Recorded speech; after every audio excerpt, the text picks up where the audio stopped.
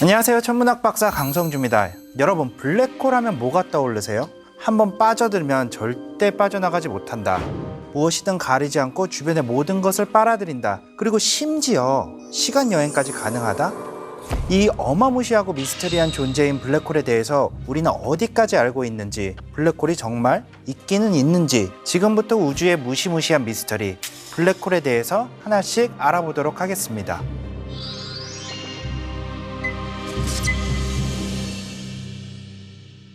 그럼 우주에서 가장 이상한 존재, 블랙홀은 무엇일까요? 여러분들이 블랙홀을 본다고 했을 때 여러분들이 실질적으로 보는 것은 블랙홀이 아니고 바로 사건의 지평선 너머에 있는 물질을 보는 겁니다. 사건의 지평선이란 그 경계선을 넘으면 되돌아올 수 없는 그런 곳을 의미하는데요. 어떤 길을 가다가 절벽이 나왔을 때 한 발자국만 더 나아가면 다시는 원래 있던 곳으로 돌아올 수가 없는 것과 같은 이치거든요. 따라서 어떠한 물질이든 사건의 지평선을 넘으면 그곳을 탈출하기 위해서는 빛의 속도보다 빠른 속도가 필요해요. 즉 불가능한 거예요. 그래서 우리가 블랙홀을 본다는 것은 그저 빛을 낼 수도 없고 아무것도 반사하지 않는 검은 동그란 굴을 본다는 것인데, 이 말은 곧 블랙홀은 원래 보이지 않는다는 거죠. 주위에 어떤 거를 빨아들이지 않으면 블랙홀은 볼 수가 없어요.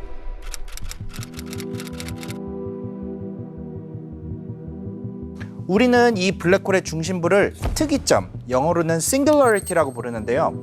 과학자들뿐만 아니라 그 어떤 누구도 이 특이점이 과연 어떠한 것인가 아무것도 모르는 상태에 있습니다. 이론적으로는 이 특이점이라고 하는 것은 밀도가 정말 무한대로 높은 상태이고, 블랙홀의 거의 모든 무게가 부피도 없고 면적도 없는 한 점에 집중이 되어서 사실 그 정체가 무엇일지, 과연 어떤 일이 일어날 것인지에 대해서는 아직 아무도 모르고 있어요. 천문학자들 입장에서는 그 어느 것도 0으로 나눌 수 없다는 것과 같은 의미를 지니고 있습니다. 그럼 언제부터 과학자들은 이런 블랙홀에 대해서 추측이나 예측을 한 적이 있었을까요? 1783년 영국의 철학자이자 천문학자였던 존 미첼이라는 사람이 있어요. 이분은 검은 별이라는 아이디어를 처음으로 제안을 해서 현재 블랙홀에 대한 개념을 처음으로 사고 실험을 통해 소개한 사람인데요. 당시에는 빛이 입자라고 생각을 했기 때문에 어느 것도 그 검은 별의 중력으로부터 빠져나갈 수 없다, 이러한 개념을 소개할 수가 있었어요. 그런데 1801년 빛이 파동의 성질을 띈다는 사실이 영국의 과학자 토머스 영에 의해서 밝혀지게 됩니다.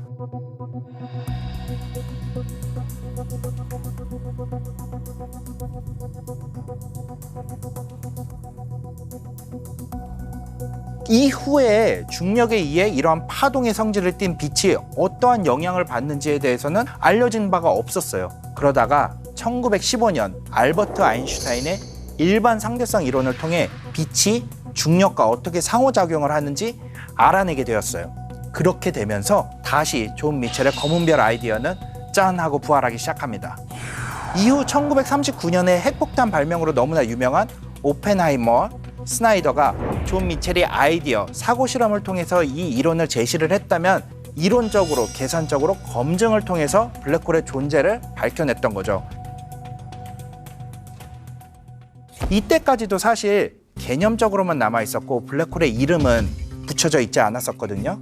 그런데 블랙홀이라는 이름은 1967년 미국의 천문학자 존 휠러라는 사람이 처음으로 명명하게 됩니다. 존 휠러는 너무나 유명한, 과학을 조금 배웠다 하면은 알 수 있을 만한 리처드 파인먼 박사와 영화 인터스텔라의 블랙홀을 검증을 하셨던 킵손 박사, 그 두 분의 지도 교수님이셨어요. 그렇게 따지고 보면은 블랙홀이라는 이름이 얻어진 지 고작 50년밖에 안 되는 거죠.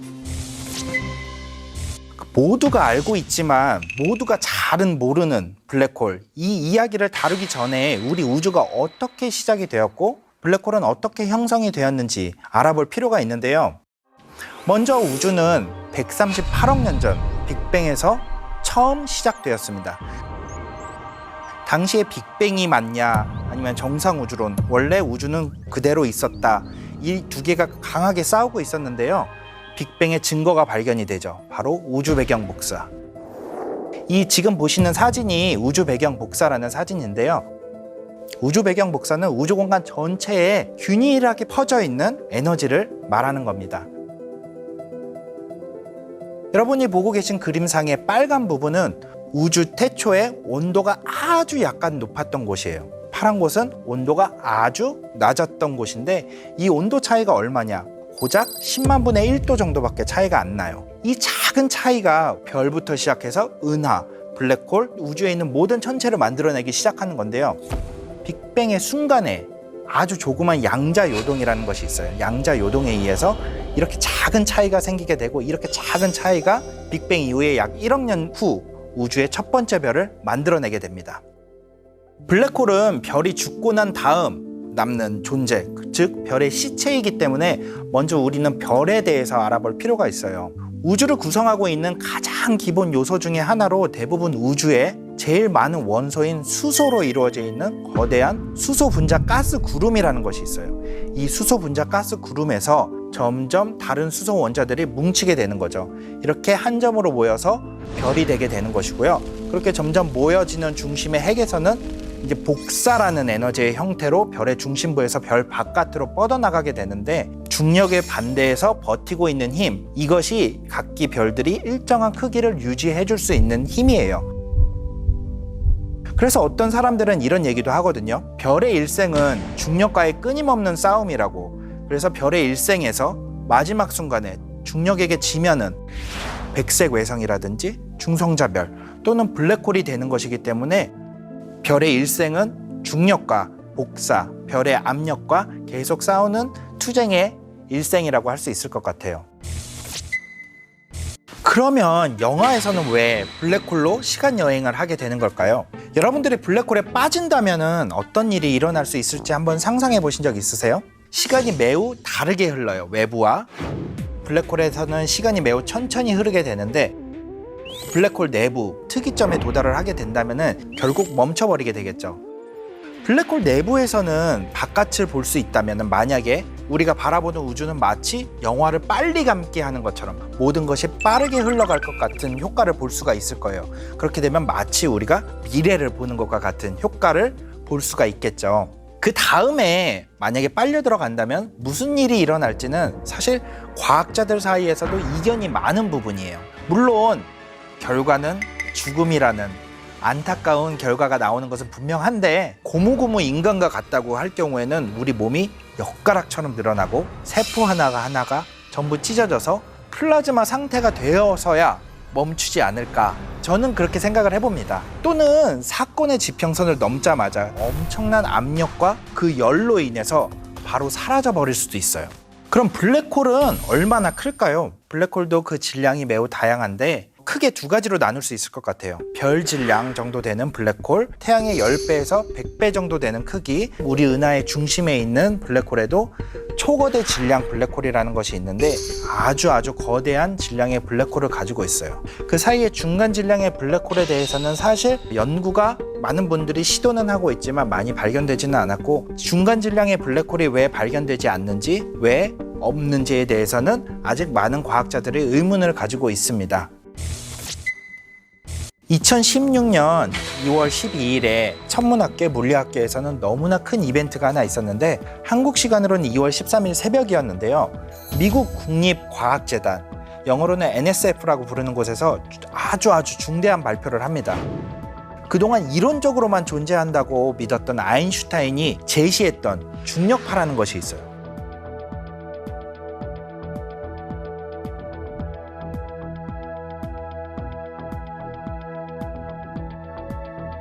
이 중력파 검출기를 만들어서 이 라이고에서 드디어 오랜 기간 동안 관측을 통해 기다려왔던 중력파가 포착이 되었다는 것을 발표를 하게 됩니다. 이로써 중력파는 실질적인 이론으로 자리 잡게 되었고요. 이때 검출된 중력파의 이름은 GW150914인데요. 이 중력파는 태양의 36배 정도의 질량을 가진 블랙홀, 29배 정도의 질량을 가진 블랙홀이 하나로 결합을 해서 우리한테 그 에너지가 중력파의 형태로 전달이 된 거죠. 이 현상이 인류 최초로 블랙홀에 대한 간접적이고 또 직접적이라고 할 수 있는 첫 관측이에요. 이후 천문학자들은 다른 방법으로 직접 한번 사진을 찍어볼 수 있지 않을까 해서 관측을 하겠다는 의지를 계속 세우고 있었고요. 전 세계에 있는 전파 망원경들을 모두 연결을 해서 지구만한 크기의 전파 망원경을 만들어서 한번 블랙홀을 관측을 해보자. 이것도 성공을 했습니다. 하와이, 칠레, 유럽, 그린란드에서 남극까지 전 세계에 있는 망원경을 전부 연결을 해서 M87이라는 은하 중심에 있는 초거대 질량 블랙홀을 관측을 하는데 성공을 했습니다. 뉴욕에서 이 망원경을 통해 캘리포니아에 있는 해변을 봤다고 하면은 이 해변에 모래알이 몇 개가 있는지 하나하나 셀 수가 있을 정도예요. 그러니까 이 사건의 지평선 망원경이 얼마나 해상도가 좋은지 잘 알 수 있겠죠. 그래도 우리는 여전히 블랙홀을 모르는데요. 불과 100년 전까지만 해도 학자들은 블랙홀의 존재 여부조차 의심을 했었어요. 그리고 사실 아까 말씀을 드렸듯이 블랙홀의 이름을 얻은 것조차 고작 50여 년 정도밖에 되지를 않아요. 이론으로만 존재하던 블랙홀의 여부는 검증이 되었고요. 또 이제는 직접적으로 우리가 관측도 성공을 했고요. 하지만 사실 문제는 양자역학과 상대성 이론을 동시에 결합을 해서 블랙홀을 설명을 해야 되는 것인데, 이렇게 각각 독립적으로는 블랙홀의 특징을 하나씩 설명을 할 수가 있는데 함께 통합을 해서 설명을 할 수 있는 이론이 지금은 많이 없어요. 블랙홀의 연구는 아직도 수많은 연구자들이 연구를 열심히 하고 있지만 아직도 모르는 것들이 또는 새로운 연구들이 계속 나오고 있는 중이에요. 앞으로 수많은 연구가 이루어져야 할 거고 더 이루어질 거고 블랙홀에 대한 신비한 현상들이 밝혀질 것이라고 생각을 합니다. 저는 천문학자입니다. 소개할 때마다 항상 듣는 질문들이 있어요. 우주에 정말 외계인이 있습니까? 외계인, 즉 외계 생명체에 대한 수많은 미스터리와 음모론들이 아주 많이 있는데 그 궁금증을 밝혀낼 과학적 첫걸음에 대해서 한번 얘기를 해볼 건데요. 바로 외계 생명체가 살 수 있을 만한 외계 행성을 찾아내는 일, 과연 이 드넓은 우주에서 제2의 지구를 찾는 일이 가능할지 지금부터 알아보도록 하겠습니다.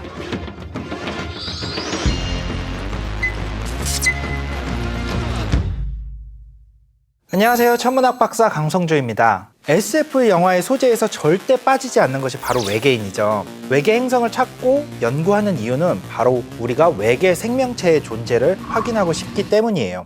더 나아가서는 영화처럼 제2의 지구를 직접 찾아보고 눈으로 확인해보고 싶은 마음도 분명히 있을 건데요. 외계 생명체는 과연 어떤 모습일까요? 일단 학자들이 생각하고 기대하고 있는 것들은 갑자기 ET 같은 외계 지적 생명체가 짠 하고 나타나서 악수를 하거나 우리한테 와서 인사를 하고 그런 모습은 아닐 거예요. 분명히 외계 행성의 특징에 따라 지구처럼 땅이 있는 행성이면은 팔, 다리가 있는 형태의 생명체를 찾을 수도 있을 거고요. 목성이나 토성처럼 땅이 없는 기체 행성일 경우에는 물속을 생각해 봤을 때 아마 그 힌트를 얻을 수 있을 것 같아요. 아니면 민들레 씨앗 같은 형태로 떠돌아다니는 외계 생명체도 분명히 존재를 할 수 있을 것 같아요.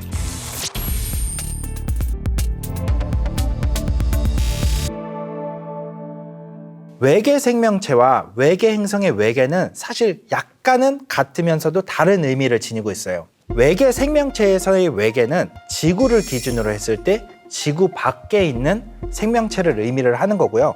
외계 행성의 외계는 태양계 너머에 다른 별을 돌고 있는 행성을 뜻하는 뜻의 외계라는 의미예요. 그래서 예를 들어서 태양계, 우리 수, 금, 지, 화, 목, 토, 천, 해 이렇게 8개의 행성과 그 바깥쪽에 혜성과 소행성들이 많이 있는 카이퍼 벨트, 그리고 넓게 보면 태양 중력의 영향으로 인해서 얼음 덩어리와 수많은 혜성이 위치하고 있는 오르트 구름이라는 것이 있는데, 이 오르트 구름까지를 태양계라고 부를 수 있다면은 우리 태양계와 같이 다른 별을 돌고 있는 다른 많은 행성들, 즉 태양계 바깥에 있는 별을 돌고 있는 행성들을 우리는 외계 행성이라고 부르는 거예요. 우리 태양계에서 외계 생명체가 높은 확률로 존재를 하고 있을 후보 중에 하나는 목성의 위성 유로파입니다. 그런데 만약 유로파에서 외계 생명체가 발견이 된다면 외계 생명체라고 부를 수가 있겠죠. 지구 바깥에서 발견이 됐기 때문에. 하지만 외계 행성에서 발견이 된 것은 아니에요. 우리 태양계의 식구이기 때문에 외계 행성에서 발견된 것은 아니게 되겠죠. 이렇게 외계 생명체와 외계 행성에서 각각 의미하는 외계의 의미가 조금씩은 다르다라는 것을 한번 여러분들 알아주었으면 좋겠습니다. 그럼 우리 태양계가 아닌 외계 행성을 연구하는 이유는 뭘까요? 외계 행성을 연구하는 이유는 우리 태양계가 우리 우주에서 특별한 존재가 아닌 기본적인 단위라는 것을 천문학자들이 알고 있기 때문이에요. 그리고 또 그것을 검증하기 위한 노력의 일환으로 외계 행성을 찾고 있는 거고요. 태양계에서 지구와 같은 곳은 우리 지구가 유일하다는 것이 탐사를 통해 확인이 되었어요. 지구와 닮은 행성이 만약 다른 별에도 있다면 그 별에도 외계 생명체가 살고 있지 않을까? 그래서 우리 태양계 바깥에서 우리 지구와 같은 행성을 찾아보자 하는 것이 바로 외계 행성을 연구하는 가장 중요한 이유 중에 하나가 되겠습니다. 외계 행성 탐사를 통해 단순히 우리가 알고 있는 행성의 특징이 태양계 내에서만 한정이 되어 있는 것이 아니고 우리 태양계에는 없는 슈퍼 지구형 또는 거대 가스형 이런 모든 형태의 외계 행성들이 우주에 대한 인류의 지평의 확장에 큰 도움이 될 거고요. 2019년도에는 외계 행성 탐사에 대한 내용으로 노벨 물리학상을 수상했을 정도로 과학계의 요즘 중요한 연구 분야 중에 하나입니다. 그럼 우리는 도대체 언제부터 외계 행성에 대해서 궁금해했을까요? 아주 고대 시대 때부터 우리 우주관을 지배했었던 것은 프톨레마이오스의 우주관으로 대표되는 천동설입니다. 즉 지구를 중심으로 태양을 비롯한 모든 행성, 별, 우주에 떠있는 모든 천체가 우리 지구를 중심으로 돌고 있다는 뜻인데요. 하지만 우리가 바라보는 천체 현상에는 천동설로 설명할 수 없는 여러 가지 천문 현상들이 존재를 했습니다. 예를 들면 금성의 모양이 바뀌는 현상이라든지 화성의 움직임이 한쪽으로 가다가 다른 방향으로 바꿔서 이동을 한다는 화성의 역행, 이런 것들이 가장 대표적인 천동설로 설명을 할 수 없는 현상들인데요. 하지만 인류가 지적으로 연구를 하기 시작한 대부분의 시간을 천동설이라는 개념을 가지고 지배를 해왔어요. 따라서 이 천동설 자체가 상당히 버리기 어려운 사상이었습니다, 당시에는. 하지만 이 천동설을 설명하기 위해 천체들의 궤도를 이상한 모양으로 변형을 시켜서 또 설명을 하기도 해요. 천동설을 버릴 수 없었기 때문에. 하지만 이런 천동설의 오류를 바로잡기 위해서 코페르니쿠스가 발상의 전환을 하기 시작하는데 1529년 본인이 직접 지은 책 천체의 회전에 관하여라는 책을 짓게 됩니다.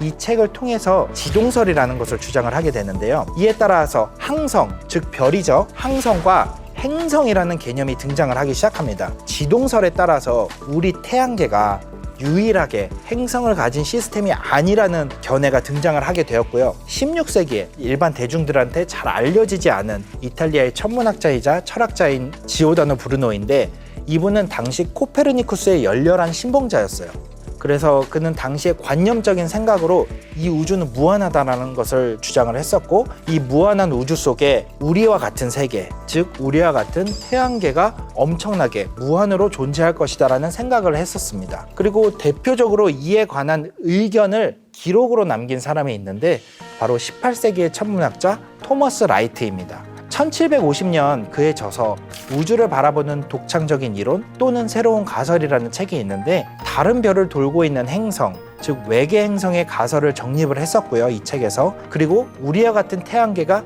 우리 태양계의 밖 다른 곳에서도 형성이 되어 있을 것이라는 가설로 기록으로 남겨놨습니다. 이것이 인류 역사에 기록되어 있는 최초의 외계 행성에 대한 개념을 설명한 자료 중에 하나가 되겠습니다.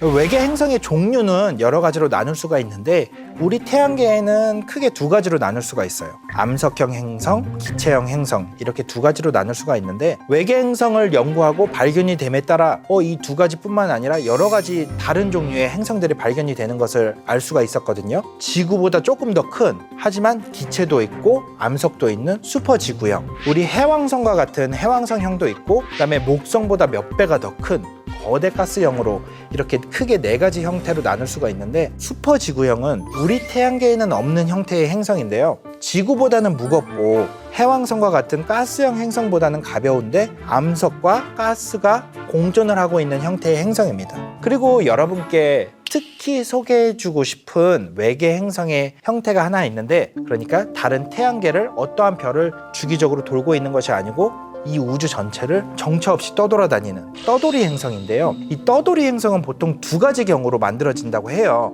보통 별이 만들어지는 과정과 같이 가스 구름에서 수축을 하면서 흔히 말하는 별이 되는 재료가 모이다가 별이 될 정도로 충분하게 물질들이 모이지 못해서 별이 되지 못하고 거대한 행성이 되는 경우가 떠돌이 별이 될 수가 있고요. 이런 경우에는 목성의 몇 배의 크기를 가지고 있을 수가 있습니다. 이렇게 떠돌이 행성이 생겨나는 경우와 우리 태양계와 같이 일반적인 행성계에서 어떠한 이유로 인해서 예를 들어서 다른 떠돌이 행성이 왔다든지 아니면 행성과 행성의 거대한 충돌이 일어났다든지 이러한 외부적인 이유로 인해서 중력적으로 그 항성 시스템을 벗어나게 되는 경우죠. 이렇게 벗어나게 돼서 정처 없이 우주를 떠돌아다니게 되는 경우가 있는데, 이러한 떠돌이 행성이 지구만한 크기부터 목성의 몇 배, 수십 배 정도까지 되는 크기를 가지고 있을 수가 있는데, 이러한 크기를 가진 떠돌이 행성들은 우리 은하계에서 수십억 개가 있을 것으로 추정이 되고 있습니다. 그럼 외계 행성은 어떻게 발견을 했을까요? 지금 4,500여 개가 발견이 되었다고 했는데, 먼저 가장 좋은 방법은 뭘까요?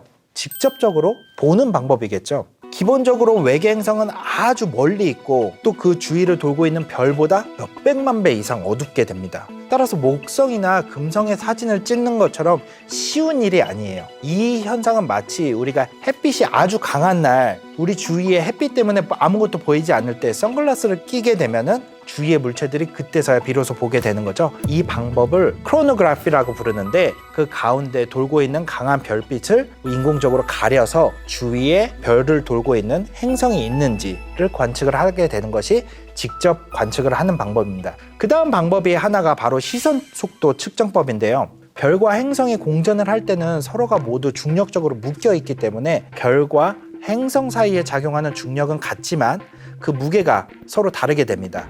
그래서 행성은 별 주위를 크게 돌게 되고 별도 마찬가지로 행성 주위를 도는데, 그 무게 중심이 안쪽에 있기 때문에 그 무게 중심을 중심으로 별이 약간 아주 작게 회전을 하게 돼요.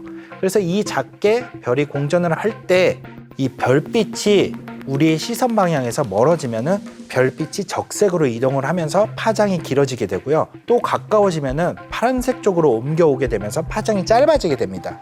이러한 현상을 도플러 효과라고 하는데요. 이와 같이 별의 미세한 움직임을 통해 별이 행성을 가지고 있는지, 몇 개를 가지고 있는지, 그 크기가 얼마가 되는지를 알 수가 있습니다. 또 미시 중력 렌즈 측정법이라는 것이 있는데, 알버트 아인슈타인의 가장 유명한 이론, 시공간에 대한 개념을 이용을 해서 중력을 설명한 이론이죠. 큰 천체는 공간을 크게 휘어지게 하고 작은 천체는 작게 휘어지게 하는데, 이러한 공간의 휘어짐은 빛을 왜곡시키고 방향을 바꾸게 됩니다. 이렇게 빛의 휘어짐은 재밌는 현상을 만들어내게 되는데요. 바로 중력에 의한 공간의 휘어짐이 마치 돋보기와 같이 빛을 일시적으로 모았다가 다시 퍼지게 하는 역할을 하게 됩니다.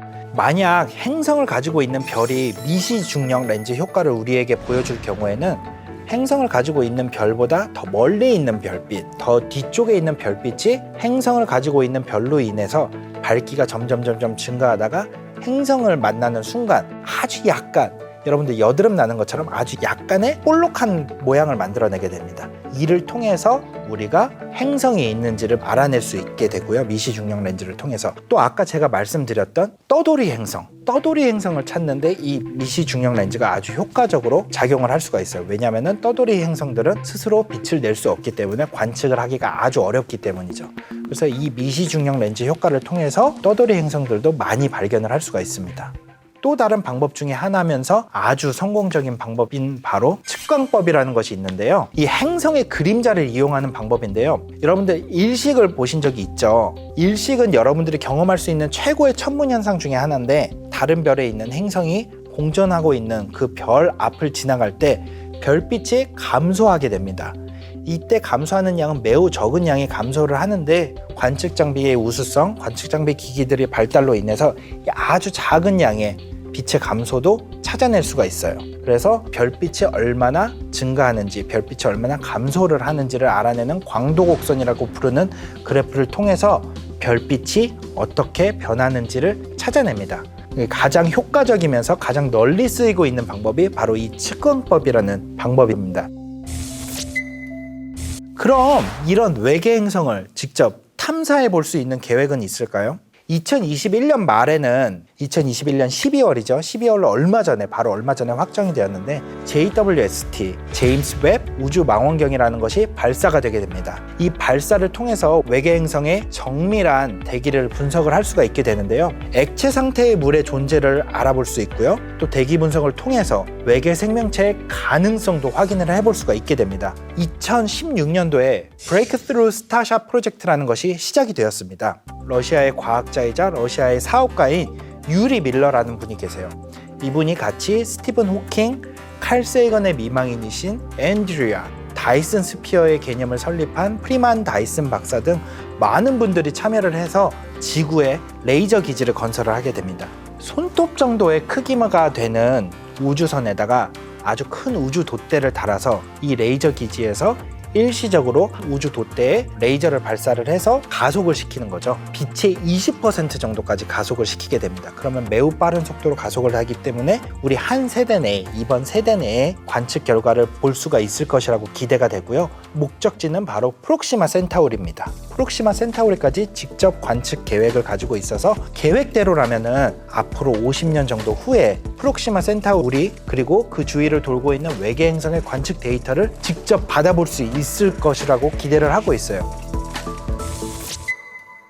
그럼 과연 우리는 이 넓은 우주의 유일한 존재일까요? 칼 세이건의 주도로 나온 사진이 하나 있습니다. 바로 창백한 푸른 점이라는 사진인데요. 이 사진에 보이는 작은 점, 이 작은 점이 바로 지구입니다. 우리가 살고 있고 우리의 고향이라고 부를 수 있는 지구인데 적어도 아직까지는 생명을 간직할 수 있는 유일한 장소예요. 적어도 가까운 미래에 우리 인류가 다른 행성에 이주를 할 수 있는 행성은 아직 없습니다. 검증이 되지 않았기 때문에.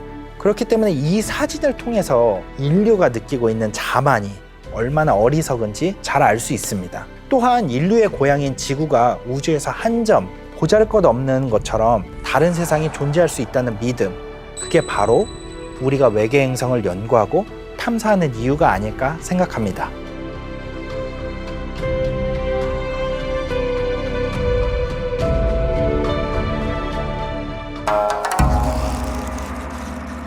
지속가능한 문명을 위해 화성에 100만 명을 이주시키겠다.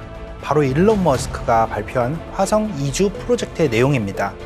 인류의 기술이 이렇게까지 발전을 했나 기대하는 사람들도 있을 것이고 모두 다 사기다. 일론 머스크를 사기꾼 취급하는 사람들도 많이 있습니다.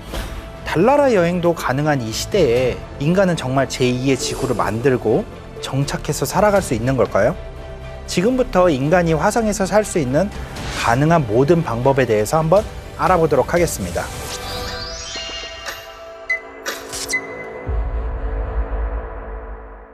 왜 하필 화성일까요? 만약 우주 여행이 가능하게 된다면 가장 먼저 해야 할 일은 인류가 살아갈 수 있는 곳을 만드는 일, 바로 테라포밍이라고 합니다.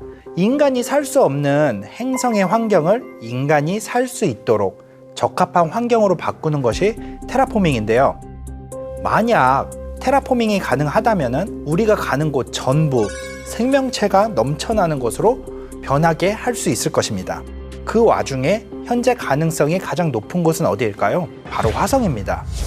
화성은 자전 속도와 공전 속도가 지구와 큰 차이가 없고 지구와 아주 가까운 특성을 가지고 있어서 물리적으로 우리가 직접 이동이 가능한 거리입니다. 사계절이 존재를 하고요. 표면 온도가 비록 영하 60도 정도이긴 하지만 얼음으로 된 물이 존재하는 것이 밝혀졌습니다. 그리고 지구의 0.6%밖에 되지는 않지만 희미하게나마 대기가 존재를 하고 있기 때문에 테라포밍이 가능할 수도 있다는 연구 결과를 발표를 했습니다.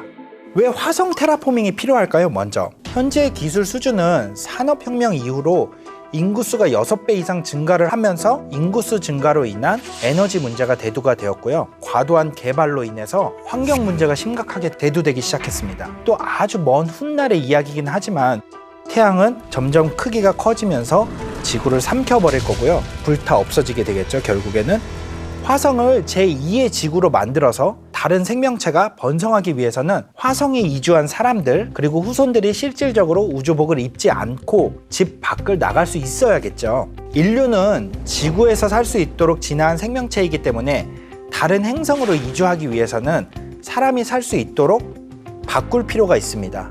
다시 말해서 화성의 잠재력을 깨워야겠죠. 그렇다면 화성의 테라포밍을 위해서는 바로 그 시작점이 필요한데, 그것은 바로 대기가 되어야 합니다. 화성의 대기압은 지구 대기압의 약 0.6% 정도밖에 되지를 않습니다. 이런 대기압에서는 혈액순환 시스템이 바로 멈추게 되고요. 온실가스가 사실 거의 없다는 의미이기도 해요. 표면 온도가 약 영하 60도이기 때문에 온실가스가 없다면은 열 에너지가 바로 우주 밖으로 빠져나가게 되는 것이죠. 그리고 우주 방사선으로부터 우리를 보호할 수가 없어요. 따라서 화성의 테라포밍 1단계, 바로 대기 만들기가 필요한 것입니다. 그리고 가장 중요한 문제가 하나 있는데 바로 물이에요. 화성에는 얼음 상태의 물이 존재를 하고 있다는 것은 연구 결과를 통해서, 관측 결과를 통해서 밝혀졌습니다. 하지만 이렇게 낮은 기압 상태에서는 설사 온도를 높인다고 해도 액체 상태의 물이 존재를 할 수가 없어요. 얼음 상태의 물이 기체를 뿜어내면서 수증기로 바로 승화해버리게 되는 거죠. 그렇다면 화성의 예전 모습은 어땠을까요? 더 두꺼운 대기가 존재해서 액체의 물이 흐르고 있었을 겁니다. 그렇다면 다시 물이 흐르고 두꺼운 대기를 가졌던 그때로 되돌리고자 한다면 한때 존재했던 물과 대기가 모두 화성의 지각이나 극지방에 존재하고 있는 만년설에 다 갇혀 있어야만 그거를 화성의 잠재력을 다시 깨울 수 있겠죠. 하지만 화성의 대기는 지각에 흡수되었을 확률보다는 우주로 날아가 버렸을 확률이 더 큽니다. 화성은 지구보다 반지름의 크기가 거의 반 정도밖에 되지 않고 질량은 심지어 11% 정도밖에 되지 않아요. 그렇기 때문에 대기를 붙잡고 있을 수 있을 만한 중력이 매우 작아요. 또한 화성의 중심부 핵은 지구와는 달리 화성을 보호할 수 있는 자기장이 형성이 되지가 않아요. 지구에서는 액체 상태의 철이 계속 돌면서 자기장을 형성을 하게 되는데, 화성에서는 그 핵이 고체가 되다 보니까 자기장을 형성할 수가 없게 되는 거죠.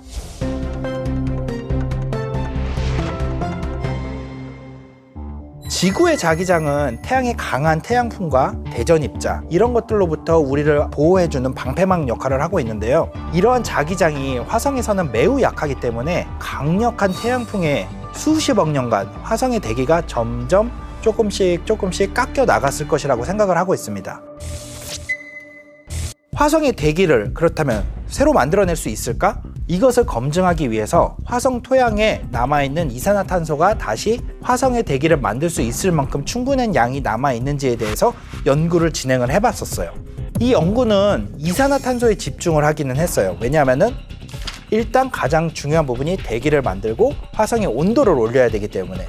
그래서 지구 대기압과 비슷한 정도의 대기를 형성할 수 있는지에 대해 평가를 해봤는데, 화성에 온실 효과를 일으킬 수 있을 만한 충분한 양의 이산화탄소 양이 없다는 것이 밝혀졌습니다. 현대 가능한 모든 기술을 동원을 하더라도 화성의 테라포밍은 불가능하다라고 쓰여져 있습니다. 그래도 무언가 대기를 형성할 수 있는 여지가 있는지에 대해서 실질적으로 계산을 통해서 한번 알아보죠. 화성의 테라포밍의 가설에 대해서 이야기를 해볼 거예요. 화성에서 이산화탄소를 포함하고 있는 부분은 첫 번째, 화성의 남극지방에 있는 만년설입니다. 남극지방의 만년설은 수킬로미터 정도의 물로 된 얼음과 두꺼운 이산화탄소의 얼음층, 드라이 아이스로 구성이 되어 있어요. 모두 방출이 되었을 경우 현재 화성의 대기를 구성하고 있는 양의 2배 정도의 대기를 만들 수 있다고 해요. 지금 가지고 있는 화성의 대기압이 지구 대기압의 0.6% 정도라고 했으니까 고작 1% 정도의 대기압이 만들 수 있는 거고요. 아직도 지구 대기압의 100분의 1 정도밖에 되지를 않아요. 두 번째로 고려할 수 있는 자원이 바로 지표에서부터 100m 정도까지의 토양인데, 함유하고 있는 모든 이산화탄소를 방출시킬 수 있다고 가정을 해도 지구 대기압의 약 4% 정도를 만들 수가 있습니다. 현재 총 5% 정도를 확보를 했죠. 세 번째 자원은 바로 탄산염, 석회암입니다. 화성은 탄산염들이 풍부하게 존재하고 있는 것으로 알려져 있어요. 탄산염은 쉽게 말해서 석회암과 같이 물을 만나면은 이산화탄소를 방출하게 되는 암석의 종류인데요. 화성에서 가장 큰 탄산염들이 퇴적되어 있는 곳의 표면을 전부 채취를 해가지고 이산화탄소를 만든다고 해도 그 양이 극지방에 존재하고 있는 이산화탄소의 양보다 적어요.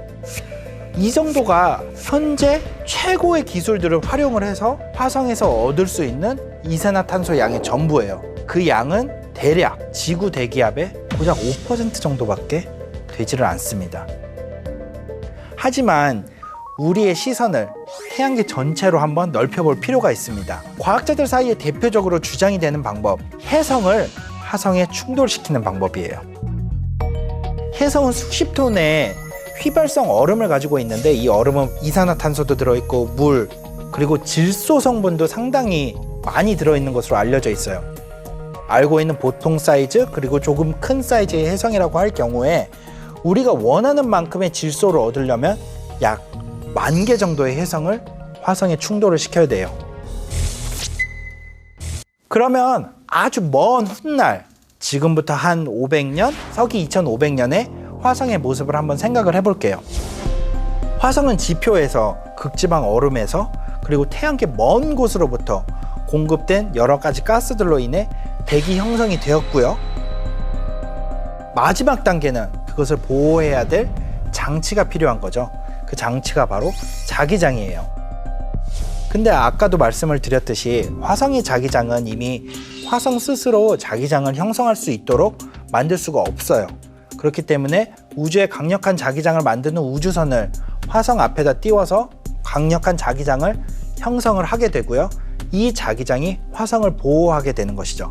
마치 우주에다가 거대한 자기장 우산을 만드는 것과 같다고 할 수 있습니다. 그렇다면은 현실적으로 이주를 하고 싶다면 어떻게 준비를 해야 될까요? 테라포밍이 아닌 준 테라포밍 또는 부분 테라포밍이라고 하는 것을 준비를 해야 될 겁니다. 준 테라포밍이란 현실적으로 우리가 살아가고 생활하는 공간 자체를 만드는 거죠. 여태까지는 하늘을 짓겠다고 계속 여러 가지 작업을 한 대신에 지붕을 짓자는 거죠. 거주 공간, 생활 공간 여러 개를 지을 수도 있는 거고 한 개씩 따로따로 지어서 연결을 할 수도 있는 거고, 사실 우리가 테라포밍을 하지 않고 이러한 거주 공간을 만들게 되면은 가장 문제가 되는 것이 바로 해로운 우주 방사선, 지속적으로 떨어지는 작은 운석들도 문제가 될 수가 있는데요. 분명히 이러한 것들을 고려한 튼튼한 물질이 개발이 될 수가 있을 것이고요. 따라서 현실적으로 테라포밍이 아닌 우리가 살 수 있는 거주 공간을 만들어서 살 수 있는 모습이 아닐까 그렇게 생각을 합니다.